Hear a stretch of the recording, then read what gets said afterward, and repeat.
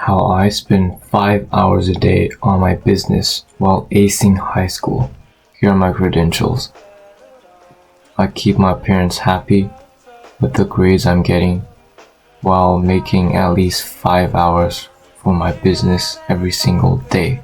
Well, you may say, oh, my parents don't support me in my entrepreneurship journey, so I can't put in that much effort. Well, mine don't either. I woke up at 5 a.m. today. Right now it's 6 a.m. I've been in deep work for 1 hour and a half. And I'll continue to deep work until 8. So that's 3 hours already. Let's see exactly how I can do this. Every day I have 24 hours. I spend 8 hours on sleep, 1.5 hours eating, 6 hours in school, 2 hours at most doing homework. In the end, I have 6.5 hours of free time. I could use that time to go to the gym, work on my business. Now you're like, how do you only spend 2 hours on homework? You're probably spending 4 hours. Well, I'm going to show you exactly how in this video. Here's the list of topics we will go through.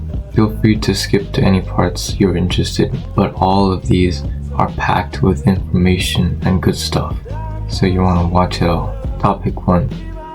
What is managing school while enterprising? I'll ask you a question. Do you want to succeed in business? The answer is probably yes. Well, you don't look like you do. How much time do you spend on homework, studying? More than 3 hours a day? You'll be brutally beaten by a competition. I spend at most 2 hours a day. How often do you hang out with your friends? 2 hours a day? You will be mauled by competition. Sometimes I go weeks without seeing my friends out of school hours. You're stuck in the mindset that you'll be fine as long as you put in a little bit of work, but you're not. Look at how competitive the self-improvement business sphere is today. There are seriously good quality videos that deserve hundreds of thousands of views that only have thousands, only 1,000. If those same content were posted 3-4 years ago, it would blow up. So you're on this entrepreneurship path with so much competition. You either go beat all competition or you retreat back to your 9 to 5 and die lonely. By making this video, I am literally increasing my competition by who knows how much. Topic 2. Don't aim for high grades. Why? Well, why would you spend extra effort and time into something that won't benefit you? You don't like going to school, but your mom forces you. And if you get bad enough grades that she won't tolerate, she's gonna get a tutor for you. That's gonna waste your time. The most sensible thing to do is to put in barely enough effort to get good enough grades to keep your mom happy so she doesn't get the tutor. But you say no. You want to get better grades than all of your peers. So you waste your effort into something that doesn't benefit you. How dumb does that sound? Well, now you say, my friends will laugh at me. They're not your friends. If they know your true purpose and that you're not spending that much effort into it, then why would they laugh at you? Those friends are not worth being friends with, first of all. So unfriend them. My close friends who know the truth that I'm spending lots of effort into business will not laugh at my grades. So, to stay just above your parents' baseline, you must test out where the baseline is. Maybe you go below the baseline a few times and you learn the lesson because your parents get mad at you. And then you put in way too much effort that rises your parents' baseline a little, which you don't want. So you go back down to where the real baseline is. Then you found it. Stay just above it. and keep going. If you're still not convinced, you can go die in a 9-to-5 job following your mother's orders till death. Now, step 1. Minimize work and wasted time. Now that you know you don't need to get high grades, you can decrease the work that the teacher gives you by at least 30%. That's going to save you 1, maybe 2 hours. So let's keep track of time. You have 24 hours. You spend 8 sleeping. That leaves you with 16 hours. You spend 6 hours in school. Leaves you with 10 hours. You spend another 2 hours hanging out with friends. Leaves you with 8 hours. 4 hours doing your homework. 4 more hours of free time. 1.5 hours eating. 2.5 hours of free time. And maybe you spend 2 hours scrolling on social media, and you're left with half an hour for business. You're not going anywhere. To minimize the work, you must realize that the school is not designed for you. It's designed for the average of every single student, and the average is probably not you. You must adjust the school's work to best suit your working style. When your teacher gives you homework, if your homework counts less than 20% of your final grade, then skip all homework. That's going to free up at least 2 hours a day. Maybe your teachers don't even check it. Then why would you do it at all? Oh, then how do I study for tests, you ask me? Take practice tests from previous years. If you can get access to it, great. But lots of schools don't make it public. Then you could use ChatGPT to make a test for you. You know all the topics the teacher's going to test you on. So ask ChatGPT to make a test for you. Tell them all the topics, and it's even gonna give you an answer key. So never do homework if your teacher doesn't even check it. This will save you so much time. A lot of the times, the teacher will give you class notes. Don't do them. The teacher doesn't even check. It's notes for yourself. This is an extremely ineffective way of learning. I don't even know why schools still have that. Probably for the retards who sleep only 4 hours a day. That's not you. Once you know the topic of the unit, go online, search it up, ask ChatGPT, search it up on YouTube, watch videos on it. That's going to inform you much better than the notes you take. So now you don't take notes. What are you gonna do? Well, the teacher explains. You do homework from other classes. The teacher can't tell. You're still writing on a piece of paper. The teacher's not gonna check every single person's paper to make sure they're taking the notes. The teacher doesn't even care. Minimizing schoolwork also means that you use playtime or recess to do homework. So when you get home, you don't have to spend much time on it. What do you do during recess now? You probably go out, hang out with your friends, right? If you use that 15-20 minutes to do homework, you would have 15 to 20 more minutes on your business every single day. Look at the time you spend after you finish lunch, after school. Those are all times you could be minimizing schoolwork. Let's say you implement everything I say and you finish your homework under 2 hours. You'd only have 4.5 hours of free time. If you take into account the time you spend on your phone, you'll have 2.5 hours. And take into account the time you spend on extracurricular activities outside of business, you'll probably be left with 1.5 hours, or even less. One of the main consumers of time is hanging out with your friends. Now it depends if you want to achieve greatness or not. You can either waste your time now with friends and regret it later on, or you can get your shit together, I see my friends at most once a week out of school time. Deny their offers to hang out more often. If they're close friends, tell them the truth that you're spending more time on business, so you don't have the time to spend with them. If they hate you for that, then they're not real friends. If you just won't cut your time with your friends, yet you still want to achieve greatness in business, ask yourself this: how much do you want to succeed? Your success is determined through how much you are willing to sacrifice for it. If you aren't even willing to sacrifice 2 hours of friendship for business, you won't make it. You know how competitive this sphere is. Step 2. Maximize efficiency. Once you've minimized the work, you can maximize your efficiency.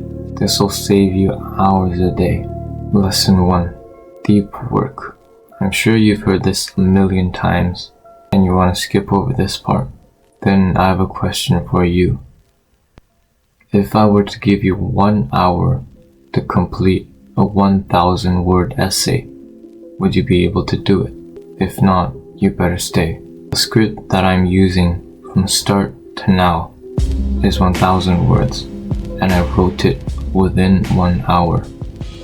For those who don't know what deep work is, it's a period of time when you're focused solely on one thing, and you're able to pump out work fast. You're in a flow state. You must remove every single thing except for your task.